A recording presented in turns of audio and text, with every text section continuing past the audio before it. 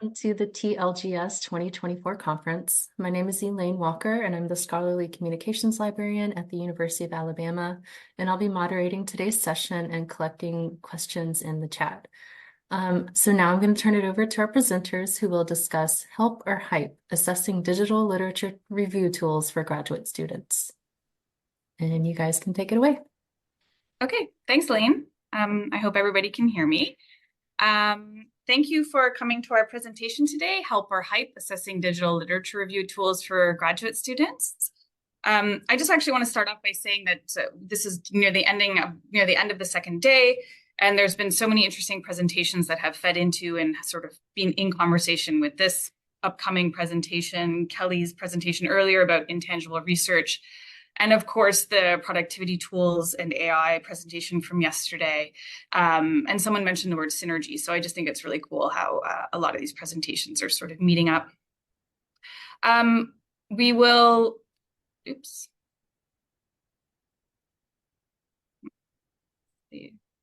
There we go. We're just going to start off with some introductions, take a minute or two to introduce ourselves. We're going to explain sort of how we interact with graduate students, especially those doing literature reviews. So I'll give it to Catherine. Hi, everyone. I'm Catherine Bowers. I'm at Valdosta State University in Valdosta, Georgia. And our graduate students here are mainly in professional programs such as MEd, MLIS, and there's an exercise phys theology degree that I've forgotten the abbreviation for. But it's mostly pre-professional type work where they do comprehensive capstone and other types of graduate research that is not necessarily dissertation culminating. Go ahead, Jess. Everyone, I'm Jess Hagman at the University of Illinois, Urbana, Champaign. I am a social sciences research librarian. I work with anthropology and sociology and geography, although most of the work I end up doing with grad students, in addition to those relatively small departments, is with qualitative researchers. I end up consulting with a lot of them more on like software and methods, but that often does kind of pull into bigger questions about their who they're drawing from in terms of their approach to research. And mostly I would say dissertation or with doctoral students, although sometimes some master's level students as well. Great.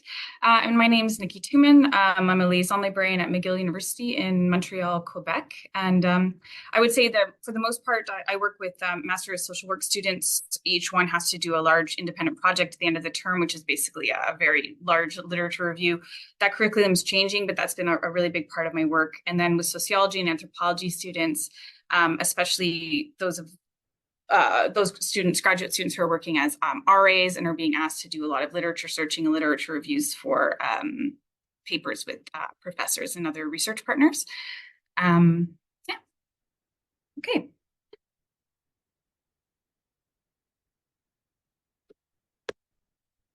So, sorry, I'm just having trouble advancing the slide there for a sec. So this is our agenda for today. We're going to talk a little bit about background about this evaluation project that we did, the method that we used, how we went about doing it. We're going to do a brief review of some selected digital literature review tools, and we're going to define that a little bit more, what we mean by that. And we're going to go over some themes and some analysis that we took from these evaluations. And then finally at the end, sort of how we discuss these tools with grad students, or how we can sort of envision discussing these tools with graduate students as we anticipate getting more questions about them. Yeah.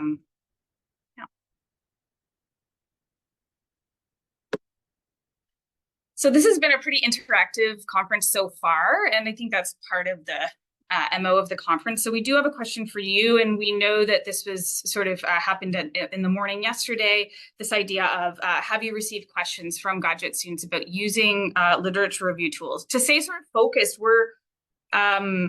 we're excluding tools like citation management tools and so-called productivity tools. We're most interested in those search, analysis, and literature mapping tools that claim to replace or optimize the common snowballing method or search and analysis process. So we're going to name the tools we looked at in a minute, but we're interested if you receive questions from graduate students about these optimization tools, or which kind of questions you receive the most about using them. So we'll do a minute, that uncomfortable minute that was introduced to us in one of the presentations.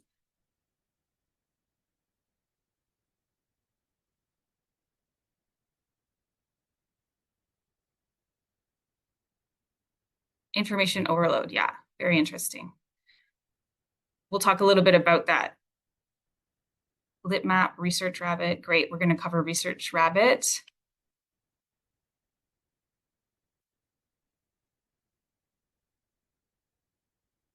Okay, yeah, you get asked for your opinion. That's interesting. Yeah, I think librarians, people come to us, say, what do you think about this? There are so many. Yeah. Perplexity, yeah, more of a search engine. I've tried that.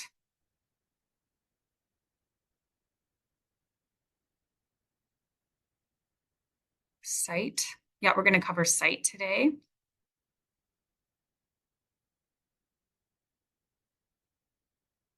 And elicit. Okay, yeah. So it's definitely some common ones. So we get asked for our opinions on it. How do they work? How to manage information overload? Where does AI fit into the workflow? So a nice range of questions or reasons that we're talking to grad students about these tools.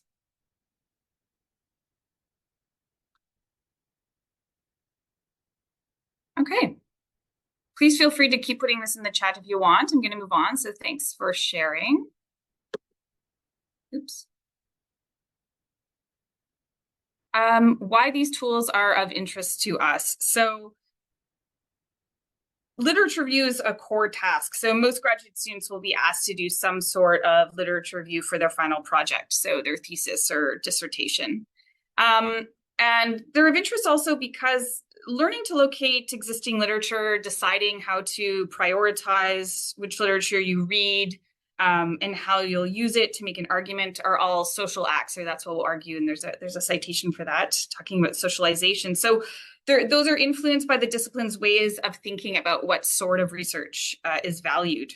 So a graduate student's expected to demonstrate a sufficient understanding of the literature before they can make their own contribution to the ongoing scholarly conversation around a topic.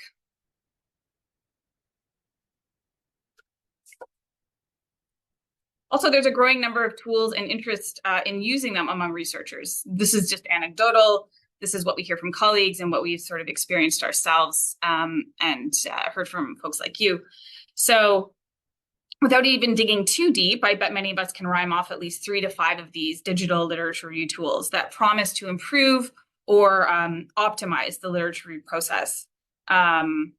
So like I said, more researchers are hearing about this and using these types of tools, or at least asking about them. I just want to make a distinction, or we want to make a distinction between sort of AI and machine learning tools for searching and screening the literature when conducting systematic reviews. For example, when the literature is treated more as data. That's a little bit broad, but so the tools we're going to talk about, which are primarily marketed as tools for making connections between citations and authors, contextualizing citations and synthesizing studies and offering some kind of analysis. The second box there says that tools are only part of the process of conducting research and should always be approached critically. I think we're preaching to the choir, is that the expression? Here, but just to expand on that. So whenever we're talking to students about any sort of automation, whether it's Zotero or EndNote, to go back to those citation management tools, they first have to have a very good understanding of their citation style, or at least a base, before they can rely on automation. Because you need to identify errors in formatting, you need to make sure that imported metadata is sufficient to create fully formatted citations. You always need to take your eyeball to it. So that's like one really small example, but it's a similar approach with lit review tools that promise to optimize the research process.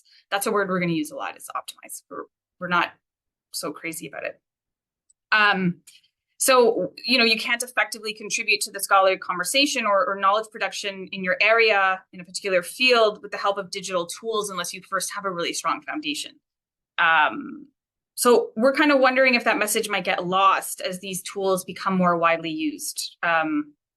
This is less about sort of hand-wringing about kids, I call them kids, students and researchers cheating or cutting corners, and more about what might be getting lost when we describe the literature review process as something to be automated or optimized. I think back to the presentation earlier about intangible research. So what happens when you discover something? And is that gonna sort of fall by the wayside? So we need to be frank about how we're defining scholarship or redefining it, actually. So productivity tools like note-taking and translation are sort of in a different category, in our opinion, and perhaps don't warrant the same level of scrutiny, but I'd love to hear from you about that, and curious to hear your thoughts during the discussion when there's more opportunity for that.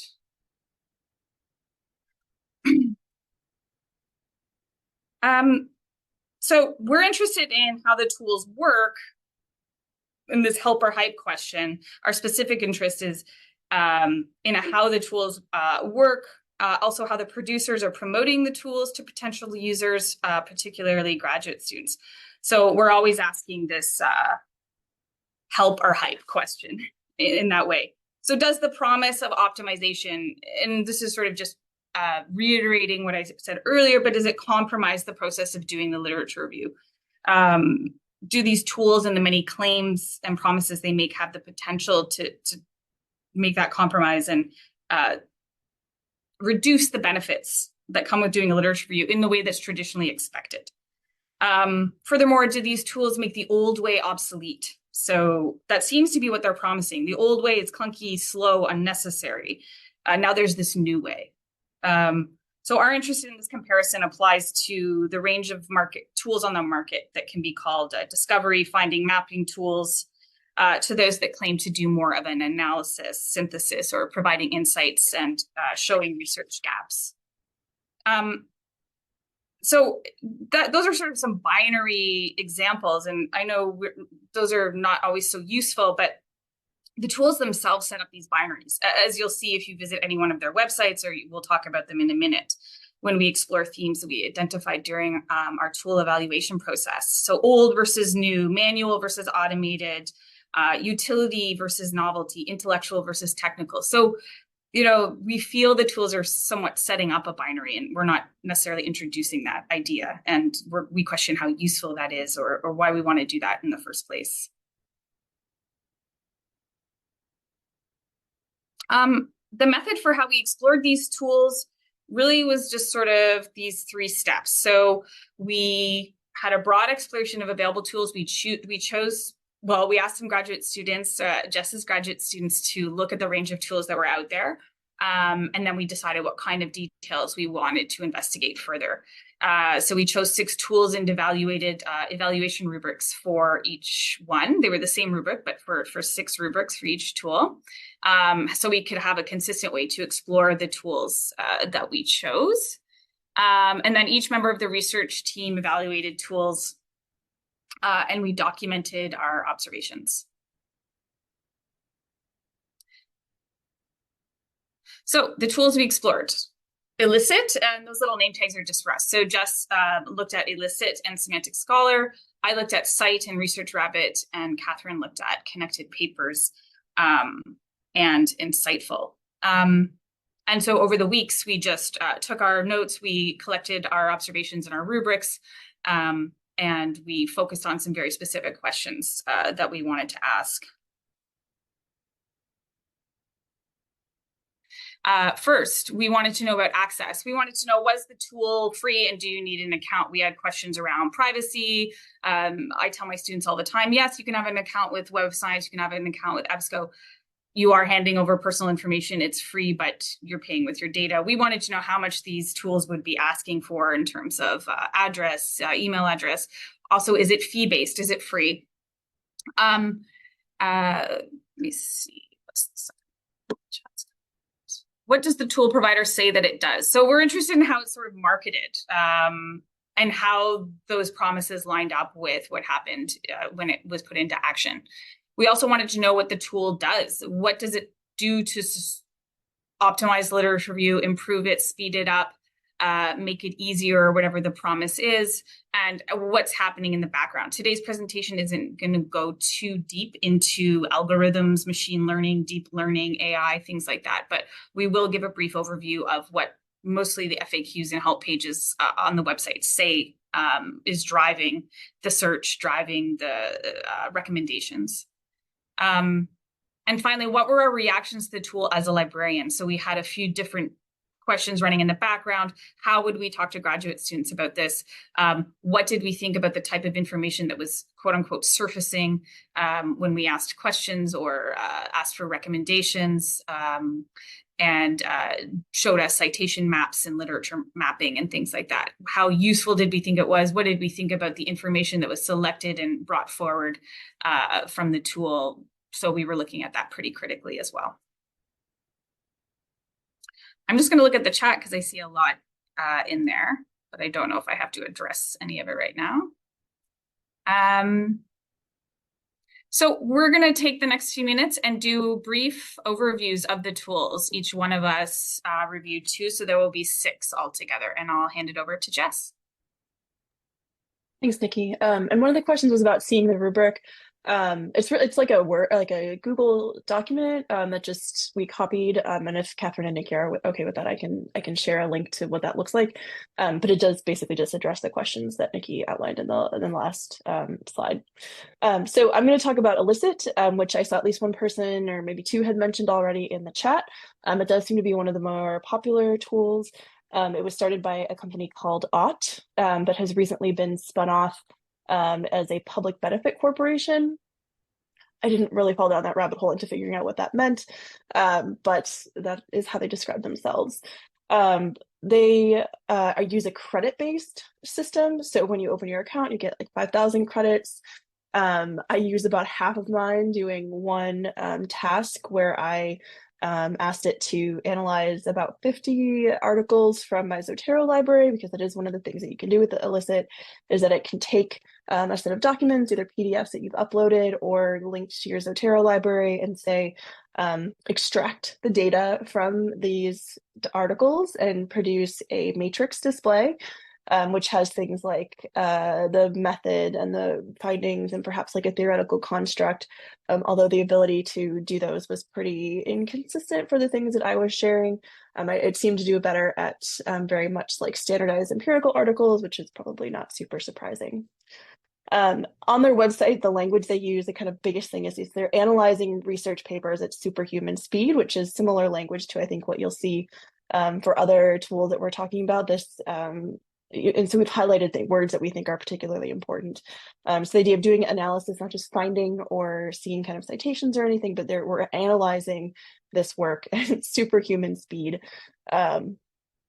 whatever that means. And the credit system, so you get those 5,000 credits, but you can't actually buy any more unless you have a Plus account, which gives you, I think, 12,000 credits per month at $10 a month, and then you have the privilege of buying more credits. So it is, I do see a concept for pulling out things like research instruments. Yeah, useful, I think, definitely for like really empirical work where things are really consistent. I think it does a really good job. And the presenting the kind of matrix display, I think, is something I've often talked to graduate students about, going through their literature themselves and deciding what they need to know about each source, and building that sort of matrix display.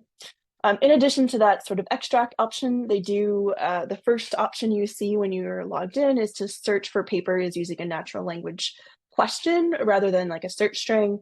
And when you do that, you're also going to get a summary of the top 4 or 8, if you have a Plus account, papers, which was okay. It was pretty straightforward in my experience. It wasn't like the best analysis I've ever seen. And then it also builds a matrix display there as well, and you can add additional columns. And then the last kind of major function was the ability to generate a list of concepts from a topic search. So the example they use on their website is treatments for hair loss. And so you would search for that and it would give you concepts. And they were very clear about using AI for these sort of this sort of process. So I realize it's an extremely quick overview. I imagine several of you or many of you maybe have been in the ins and outs of Elicit more than I have, or any of us in this presentation have. Really focusing on kind of like high level, what does this thing do or claim to do? And our personal experiences. Also want to be clear that this is, as a social sciencey person who does a lot of qualitative research, my examples, I think are probably different than those of you doing like science more. The coins are super, you go through them very quickly. for the more intensive tasks. So, and I think this came up yesterday in the presentation on productivity tools. It's a very difficult model for a campus to support the coin-based credit model. How can you support students in that case? Okay, could I have the next slide, please? So Semantic Scholar, which is a sort of base for a number of these programs, actually use Semantic Scholar's data set. So it's definitely, I think, a bit more, and it has been around much longer, as far as I understand, developed by the Allen Institute for AI by Paul Allen, the Microsoft founder. It's free, free to create an account. You have to create an account. They seem to be, in my interpretation, much more focused on search and discover. Those were the words that I saw on their homepage. Although I would say that there are also getting into more of the analysis and extraction, because you can do things like, for some papers, there is a beta option to ask a question of the article. So something like, how many, what method was used in this paper, or what are the findings of this paper? You can ask use AI to ask the paper that question. So to me, that's kind of going over into the line into more kind of analysis. They do have a system for saving articles. You can create multiple libraries, you get recommendations. It feels much more traditional kind of tool that librarians would be familiar with. And I have actually used this now that I have more familiarity with it. I have used it to look for sources, and some of the recommendations that show up in my inbox every week have been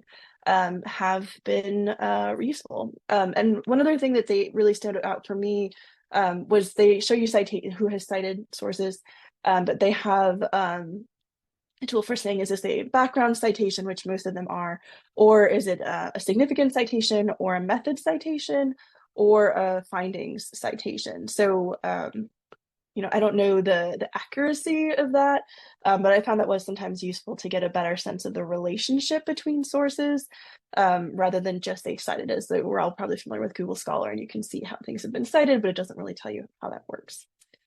So that is my very brief overview of Elicit and Semantic Scholar, and I believe Catherine now is going to talk to you about some other tools. Yes. The first one I looked at was Connected Papers, which is it felt like an outlier compared to everything else that we were working with. It is described on their website as a weekend project between friends, and it has about 5 different developers who are professional developers, and they seem to also be working on a fitness app at some point. And it is partnered with Archive. It draws from Semantic Scholar, just like Jess was mentioning.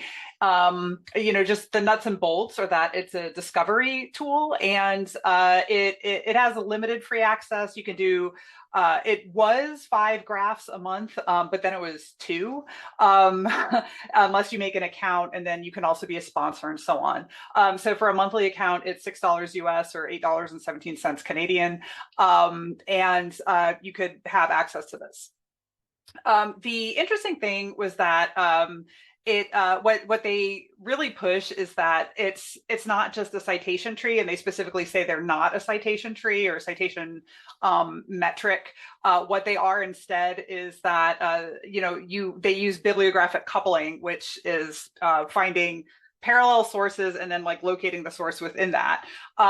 It's basically finding similar papers. And the intended audience is that it's meant for academic researchers, or that's the vibe that they're trying to put out. They want like a scholarly sheen to it. And they use words like thesis or academic field, and whatever it is you are scholastically working on, I suppose.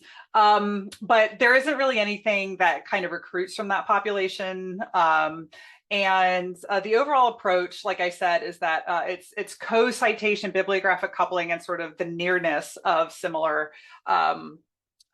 papers or topics or so on.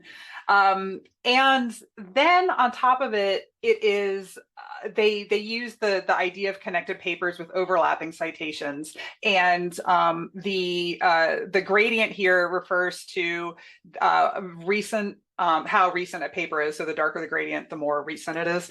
And then that's how the algorithm builds the graph and so on. It does have some other tools to it. I actually, in my evaluation, I tried a variety of papers from different disciplines, sports science, archaeology, library information science, literature. And some papers didn't generate any similarities at all, despite having a forward citation trail.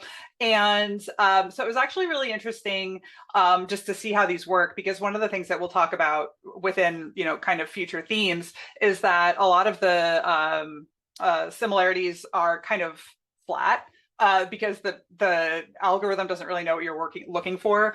So for example, I tried I tried an article that was looking for recovery times and stress in female endurance athletes. And all of a sudden they were like, oh, you mean sleep in just kind of any kind of athlete? And I'm like, no, that's not what I put in.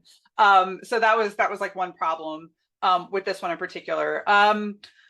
The graph was fine, and then but it was also very limited. It had prior searches, derivative sources, or prior works, derivative works, but there was no way to search by author.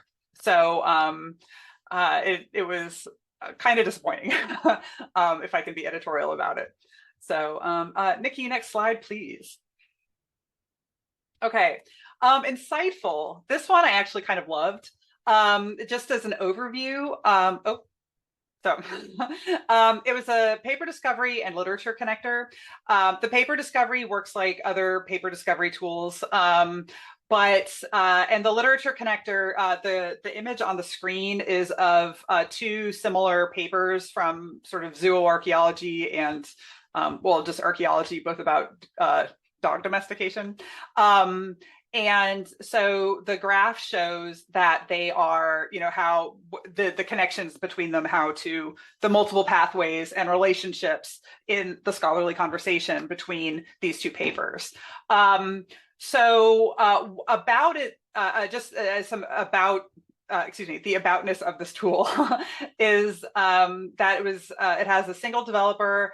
The overall approach is using citations to explore academic literature, and it very explicitly does use citation tracing, and also very much wants to show the connections between the papers rather than just similarities. So I can see between the two, there's different audiences.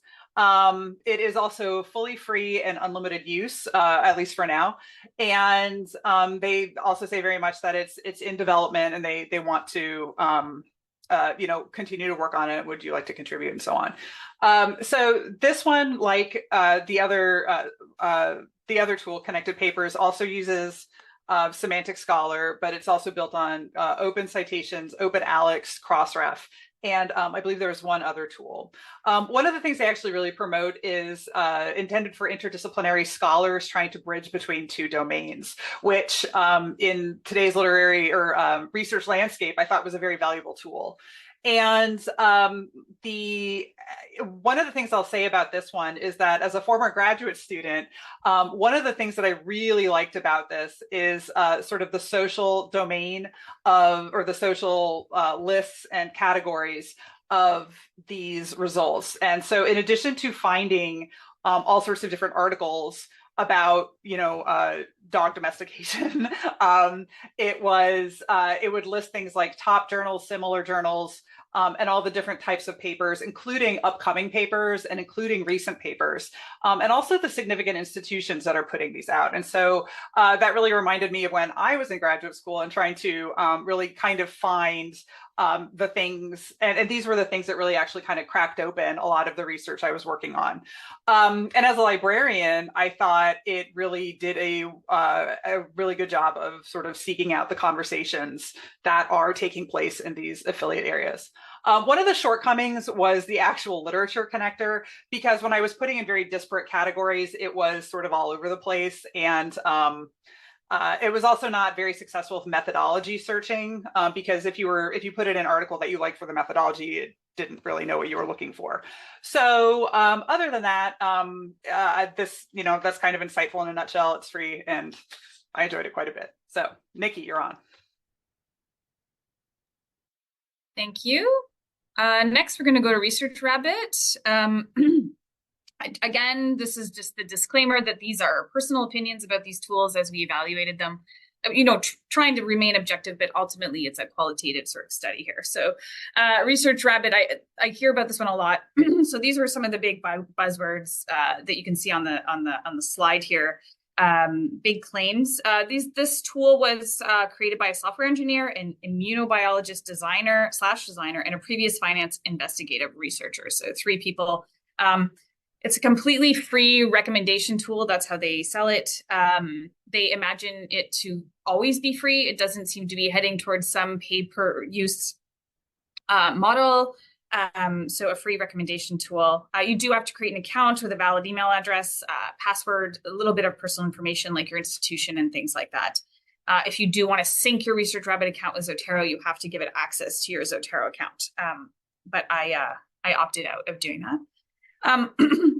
The overall approach, what this tool does, and I think probably a lot of people on this call, or some of you at least, have used it. It's a recommendation tool, and they say that they're the Spotify for papers. I thought that was interesting because Spotify kind of is. I love Spotify. I use it all the time, but it does pose a risk that you end up in your sort of a little bit of a bubble, right? And so I thought it was interesting to put that forward as like a positive thing when there's so many critiques coming out about these recommendation tools where the algorithm just sort of like corrals you into one corner of the music world or one corner of the scholarly world and prevents you from discovering new things. So, but for the most part, I think I know what they're getting at. So it's a recommendation tool. It's going to supercharge your workflows, making sure you never miss a thing, that you can visualize your papers, you can discover author networks, and that you can share your collections.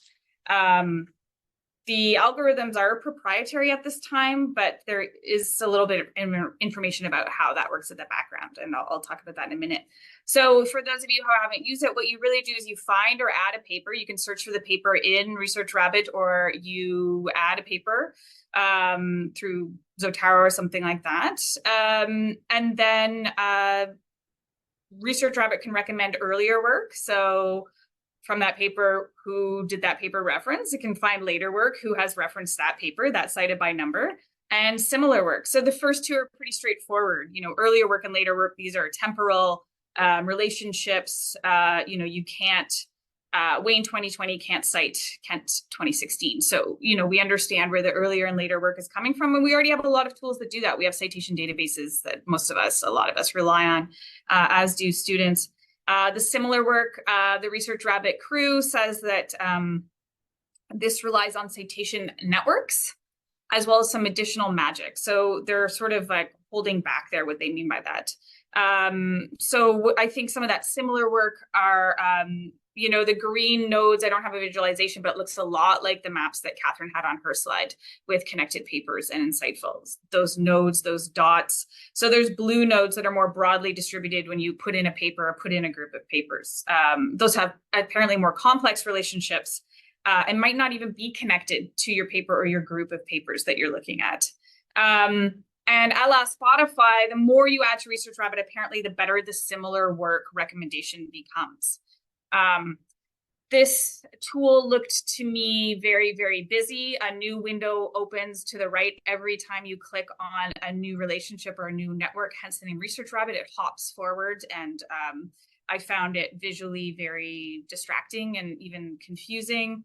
Sometimes the similar work was offering, 900 recommendations. I don't want 900 recommendations. I don't know who does. So, I think what the tool is offering is literature mapping, citation maps of dots and connections. You can also look at timeline views, visualization of paper and author networks. So I find it more of a data visualization tool, if I'm being totally honest. You can have alerts. So current awareness tool is built in. You can integrate Zotero, which might be really nice for some folks. And you can collaborate in Research Rabbit. So you can invite people to add things to particular groups and things like that. I didn't integrate with my Zotero, but I took a list of references, about 20 of them, that I had cited in a paper that I recently published in 2022. And I put them into Research Rabbit. And in the later work or similar work, Research Rabbit didn't recommend my paper that was published in an open access mainstream journal. So I was curious why that didn't happen. So like Catherine tested something, I tested something, and it didn't work very well. So I'm not going to give it a thumbs down just based solely on that, but that's supposed to be what it can do. And it sort of failed on that front when I tried with something that I could really test. So I'm seeing it, like I said, mostly as a data visualization tool. The data itself, Research Rabbit consolidates multiple databases, it says. It does not build search engine algorithms. Instead, they borrow search algorithms. So the NIH and Semantic Scholar. So when you enter your keyword, if you're doing a search, you're using search algorithms developed by the NIH, National Institute for Health, and Semantic Scholar. So like I said, it claims to reimagine the research process, claims to rethink lit reviews, search alerts, and more. It takes those old steps of doing a literature searching and snowballing, but offers basically a new interface.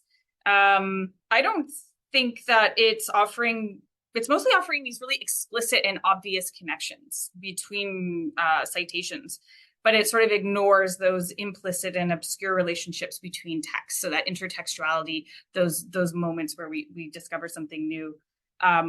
So that magic that might happen with the similar work, that might be their attempt at finding implicit and obscure intertextualities. So to me, a tool like this, I find the old way works really well if I'm comparing the two. And so I can already find really obvious relationships between citations pretty easy. And I don't think I would necessarily recommend this to a graduate student unless they didn't already have any way of doing any of this work and had no workflows whatsoever for finding earlier work. So that is my take on Research Rabbit. Cite. This is a huge tool. I mean, I just couldn't believe it. What it can do. This is a tool, a product funded in part by the National Science Foundation and the National Institute on Drug Abuse of the National Institutes of Health. It's a company out of New York. That's all it says. Very mysterious. You do have to create an account, and it is fee-based. It's expensive. It's 35 Canadian dollars per month. Or 12.27 Canadian dollars per month if you have a yearly plan. Of course, there's also institutional pricing based on the number of faculty, students, and staff at an institution. We don't have it at McGill that I know of. I think one of my McGill colleagues is on here. I would be crushed to learn that we do. I use the 7-day free trial. So there's actually a lot of site products. I mean, they have targeted to very diverse user groups. So they have an assistant, like an AI assistant. They have a search. They have something called a custom dashboard, and they have something called reference check. These are all sort of like trademarked. And they're gearing their marketing towards private enterprise, corporate, pharma, also universities and libraries, also researchers and publishers. Something about that makes me uneasy to be marketing both to pharma corp and to graduate students. Not sure what that means yet. So within all of that, they do have a guide for using Cite for literature reviews and critical analysis. So that's what I focused on. And I think it's similar to some of the tools already evaluated in the sense that it says that it's going to help researchers better discover and understand research articles through something called smart citations. So it's contextualizing the citations. It's not just counting them. So it's not just quantitative, but it's qualitative. It's going to tell you whether or not an article provides supporting or contrasting evidence for the paper that you're looking at the citations for. So it says that they're from the help page, they're classified by a deep learning model that's trained to identify those 3 categories of citation statements. That's what they're called, citation statements. So those that provide contrasting or supporting evidence for the cited work, or others that just mention the cited study without providing any evidence for its validity. So in other words, a citation statement, capital C, capital S, is classified as supporting because the author of the citing study provides primary evidence supporting the paper. It doesn't just mention it. And same with contrasting, because the authors provide contrasting evidence and don't just repeat someone else's conclusion. Cite has indexing agreements with various publishers, including Wiley, Cambridge University Press, preprint servers like Archive, many more, and so on. And then from each of these sources, they're able to access full text PDFs and XMLs. So my evaluation in general is, I think it's a lot stronger than just a recommendation tool like Research Rabbit, hence the hefty price tag, I think. And these digital literature review tools, and Cite's no exception, they're trying to attract users by claiming to save them time, as if this is just a benefit in and of itself. And we're going to talk more about that claim to be a time saver. But that's part of doing in-depth literature reviews, and is the onerous time commitment.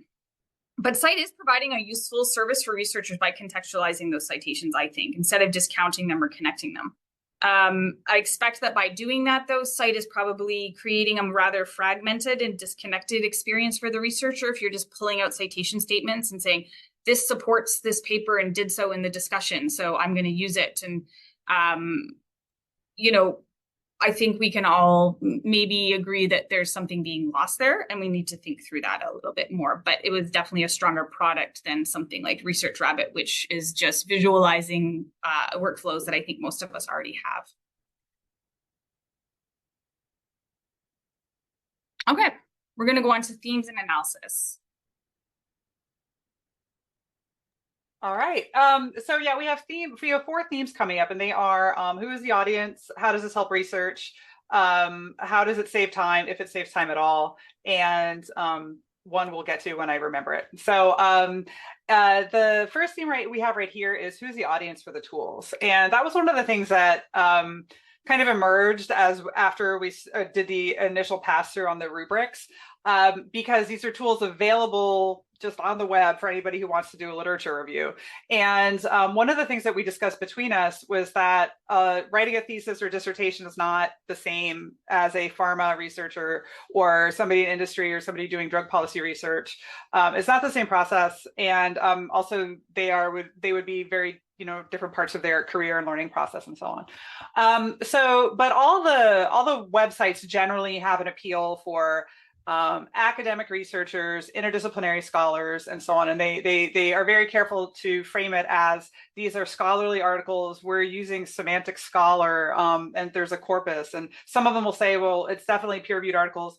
I didn't see anything that said we're definitely not using predatory journals or anything like that. But it was definitely an appeal for academic research of some stripe, even if it's for people outside of the academy. One of the websites said this is for a machine learning researcher, I think a biology student or a philosopher. So I guess that covers the spectrum of all grad students. And it was really, I think it was Cite that appealed to maybe even novice researchers or people entering a field with the phrase quickly get up to speed on the subject, using the contextualized summaries and so on. One of the things that I noted was that there wasn't really any, not really any mention of the library or a library or librarians or something like that. This is for people doing the research. And so that was one of the things that really kind of stood out. There's also something of and again, it was very amorphous. It wasn't like, you don't need to use the library anymore because we exist. It was just more of like, you can go straight to the bulk of that. And we'll talk about that in a second. There's also kind of a general, it wasn't really overt, but there was sort of a STEM bias, which is great if you're a STEM researcher. But again, like some of the things that I was testing were just like, didn't come up with archaeology or children's literature or anything like that. And so some of the things that we were just also kind of wondering about is, who is the audience for these tools that provide thousands of articles? Like Nikki said, who needs 900 articles? And is that a rabbit hole or is that helpful? So next slide, please. Okay. And also on the previous, it was, some of these are free and some of them aren't, which also matters if you have an account and can pay for it. So the savings of time was definitely an appeal. And one of the things that Nikki and Jess also both mentioned is the idea of optimizing the results from here. Like on the one hand, you're getting 900 articles, but some of the tools may help you optimize which ones to read based on a synthesis or a contextualization or something else, or a badge that indicates that it definitely agrees with your conclusion. So there's also the idea of like, we're just kind of like ripping all these articles up into pieces and just throwing them up in the air. And what matters is what stays on the surface, which is, I don't know, in my own experience as a graduate student, and also observing my myself as a faculty member and observing my faculty colleagues, the literature review is the best part, where you can just keep researching and researching and researching, and you keep finding these things. And so this is one of the problems that may come up. So the other thing to really that we were kind of, again, as we were looking through the analysis of the rubrics that we went through, is these analytical tools offer assistance to save time and specifically not waste time with various processes. But graduate students all have their own clock. They, if they need to do, as came up yesterday in one of the presentations, if they have to do an IRB, they need to do it months in advance. So they have several months that they should be working on these things. And also one of the things that we wanted to tie back to is the idea of graduate students need to learn how to do a literature review. And so it's kind of, not to say that this is a craftsman thing, or, you have to sort of go through a whole apprenticeship, but there is a socialization, there is a type of learning, and there are, and many graduate programs scaffold a literature review. They scaffold the subject area, the methodology lit review, like all sorts of different parts of that. And that takes time, and facing thousands of articles may help. It does not necessarily relate to the idea of, it actually kind of inverts the idea of strategic searching. And some of these may be discipline specific too, like how many articles do you really need? And finally, depth of coverage. This is another problem. There was kind of a cap on a lot of the articles. Each discipline deals with time and currency very differently. Nursing and health sciences is very firm in a 5-year window, but archaeology can go back to the 19th century.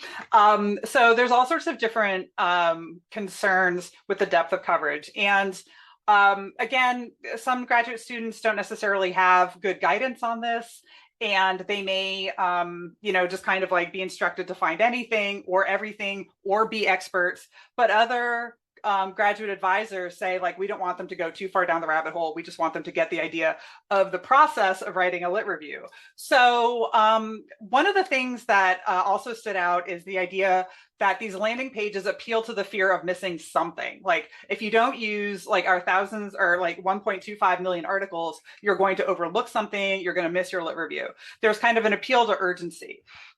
So, and here's just a cap on some of the numbers that came up. We have 2 billion citations. We look at 50,000 papers, 240 million papers. And so that doesn't necessarily help a student in the process of discernment or excluding articles. So next slide. So, okay, thank you. And this is really just kind of where we are. How does the tool actually support research? And, I think we all have different experience with this, because snowball tools have been around for a while. All sorts of other types of citation trees have been around. I don't think all of us looked at all the tools, but there's just different ways of engaging with them. And this is part of the struggle of writing a lit review, is when you find all these articles, like, how, as a junior researcher or a novice researcher, are you able to sort through them and engage with them? And also, if you're looking at syntheses and contextualize articles, does that actually help you retain information if you also have to write a comprehensive exam? So there's different ways of, engaging with this. And I think it's really kind of an open, it's an open plain right now, or maybe it's an open forest, who knows? But there's definitely lots of different types of, a lot of questions. I think we're left with more questions than answers. So I think, is Jess next? Yeah. So at the beginning, we posed a question of, are these tools help or hype? I don't think we could ever offer a definitive answer for any one tool or any of these tools, but we want to pose questions that we think us as librarians and students and faculty should be thinking about as we decide whether or not to engage with these tools. One thing you've heard us refer to and have our kind of interpretation was they set up an old versus new way of engaging with the literature or doing a literature review. We're all quite familiar with the kind of snowball method, where we start with citations, look for things that are related.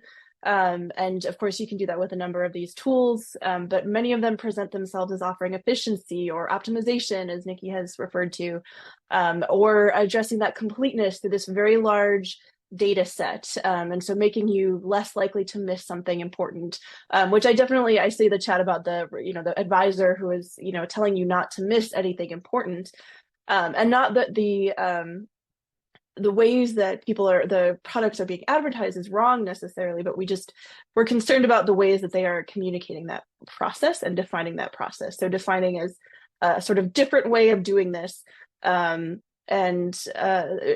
you would have done before, because there are a lot of similarities, and that's the tool cannot necessarily move you into this entirely new process. Could I have next slide, please? Time savings, this comes up again and again. You can probably already tell that we're pretty concerned about this idea that you could save time on the literature review. I do also see this conversation about when people are doing the literature review, whether it's at the end of the dissertation process. And I'm not so pure as to imply that I always have an entire lit review written before I do my research, but I do recognize we want to return to the idea that engaging with the literature is a social and political process as much as it is a technical process, and saving time, and this emphasis on the time, what we fear takes away from the understanding that to really know the literature well and to engage with it and to understand your discipline and how they talk about a topic is going to take time. You may need to get the full text out of those tools in order to engage with that literature, and that is completely acceptable. And I guess we have a little bit of fear as well that the actual tools themselves are going to become kind of the site of analysis. So you would necessarily download everything into your Zotero library and all of that sort of thing. You would just look at the lovely graph or table that has been produced for you, and I guess we don't know whether people are stopping there, but some fear that that's presenting that as like the bulk of the process. As long as you know who has cited this, like that is representing the literature for you, instead of offering or kind of pushing you to understand for yourself the relationship between those sources. Okay, if you could, next slide, please. This has come up already, and I saw this in the chat already, the disciplinary coverage for sure. This is part of the historic, kind of how these tools were developed and what literature was available for them to be trained on, which is fine, of course, but it's not explicit. And some of the tools are being advertised as ways they're kind of for everyone, or, if it's just optimization, then well, everyone should use it.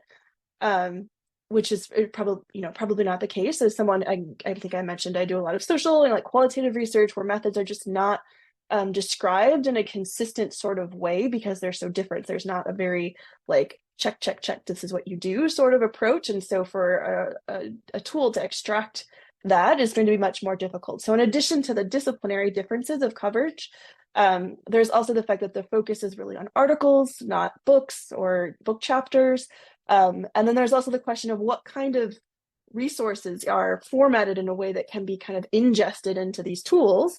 And so I think the potential of, things that can be easily ingested and digested into these bits will perhaps be made more apparent to the researcher, as opposed to other research, which is describes things in a way that is a bit more complex. I think I have one more slide. Oh, and then, so the question of analyzing the literature, we've referred to this a bit. So the tools are beginning to offer analysis. So things like, how is this site saying, how is this citation? Is it positive, negative, or what types in semantic scholar, what type of citation is this? So, we, being librarians, we're very into the idea of information literacy and scholarship as conversation. And the kind of relationship between sources that are citing each other is so much more social and political and complex than I probably could ever be captured by an AI algorithm. And so part of coming to understand the literature is knowing about that conversation. And, when someone cites something and not something else, that says something as much as the fact that the first thing was cited. And you kind of have to know the discipline to know what's happening there under the surface. And one thing we all noted was that we felt to use these tools, we felt much more confident with them in fields where we already knew the literature a bit, because then you could tell what was missing, or it was confidence boosting to know, well, all of the things that I know of are showing up here. So that's a good sign that I'm on the right track. But if you need to know the field already to assess what it's giving you, then it's kind of this question of, is that, how are grad students getting pulled into that in a way that recognizes that they need both? And we have a lot of questions. We'd love to talk to more graduate students about how they actually work with these tools. We have our own kind of interactions with people, but not systematic. And I haven't seen, if there is literature on how grad students or anyone is using these, please drop the citations because I would love to see those. It is fascinating, or else hopefully something we can explore further. And I believe that's the end of my slides, Nikki. Yeah, we only have 5 minutes left, and I feel like based on the chat, I'd love to hear from people, so I'm not going to spend too much time. Would you recommend to students that they use this tool? I think this idea of optimization, we've talked about, it's difficult to fault something that says it's going to make something better and make the absolute best of it. These tools are not necessarily useful in and of themselves, but they have to be matched to the student. And so one of the things that we said about how we would maybe approach discussing this with students if they came to us is we would ask some of these questions, not unlike a data or a reference interview. What kind of lit review is it? Is it more data evidence driven, or is it argumentative, persuasive? Do you have a lot of other tools and applications on the go? Because if you do, if you're coming to talk to me, I'll tell you not to add another one to your pile. Go to another librarian if you want someone to tell you to do that. Can it solve the problem the researcher has? First, ask, why do you need this tool? What are you looking to solve? Because these are ultimately problem-solving tools, and that's how they're marketed. And what's the student's comfort level with adding applications? Is it a steep learning curve? Is it just going to suck up more time? Or should they just go and read the pile of papers they already have in front of them? So I really rushed through that, mainly because with the last 3 or 4 minutes, we'd love to hear your point of view, how or if you would recommend these to students. Feel free to unmic or come into the chat. I will just jump on something someone said a lot earlier about data visualization because I was being hard on it. Maybe one of the things we need to do is teach students how to read those data viz maps and make sense of them if you're someone who has a really good grasp on that. So maybe we just need to take parts of these tools and break them down to help students use them if we're ultimately going to begin recommending them. Okay. Let's see, 3:56. So we have 4 minutes. I'm just going to start with the one at the bottom. Rebecca is saying some of these solutions looking for problems, but some I do recommend for very specific tasks. Yeah, I think they do need to be matched to needs and tasks instead of just overwhelmingly embrace them and say, this can help you, right?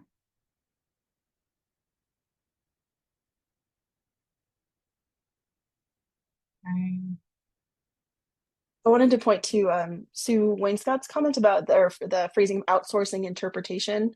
I think that's a good summary of what I think we were trying to get to in this analysis, and that they're outsourcing the interpretation process of articles. It's really useful. Yeah, Jivan is saying taking a very analog approach, read thoughtfully, teach students how to read articles, when to read closely and when to skim. I think the fundamentals, I don't know what's happening at your universities or colleges, but where I am, the fundamentals of information literacy and how to do literatures and even read articles is still really even with grad students, especially the social work students, we really need to start with the basics. So I'm hesitant to introduce sophisticated optimization tools at this time. I want to add also that one of the things I was doing in my testing process was that I was kind of comparing. I tested one of the sports science articles with what were the top results in PubMed and what were the top results in Insightful, and they were very different. And it was kind of unnerving, and I could see how, as a graduate student, that would not save me time because it would definitely send me down a rabbit hole. That's a great point. Mm-hmm. And what does top even mean? Elicit says right. It's giving you the summary of the top 4 papers. Mm-hmm. But when I asked a very specific question related to research I do, I would not say those were the top 4 papers. And it was a very very flat summary of those things, very things you could have, just by looking at the abstract, you could have gotten them. So yeah. Well, I think, 3:59, we only have probably half a minute left, but so we're not just finding faults with the tools, as you heard in our overview. Some of them we find quite useful for certain aspects. We don't hate them, nor do we blindly embrace them. So we want to continue to assess how they define the nature of literature-based research and how they're proposing to optimize this process. Are they helpful, or is it hype? And we're going to keep trying to answer that question, hopefully by talking to grad students and hopefully by reading more literature on the literature review process, which, as Jessica mentioned, is not actually that easy to find. Mm-hmm. So thank you for your time. We're out of time. I think the moderator. Yes, thank you guys so much for providing such a deep dive into those popular tools. I've learned a lot from this presentation, and I'm sure everyone else has too. So thank you again. Thanks, Thank everyone. you. Thank you.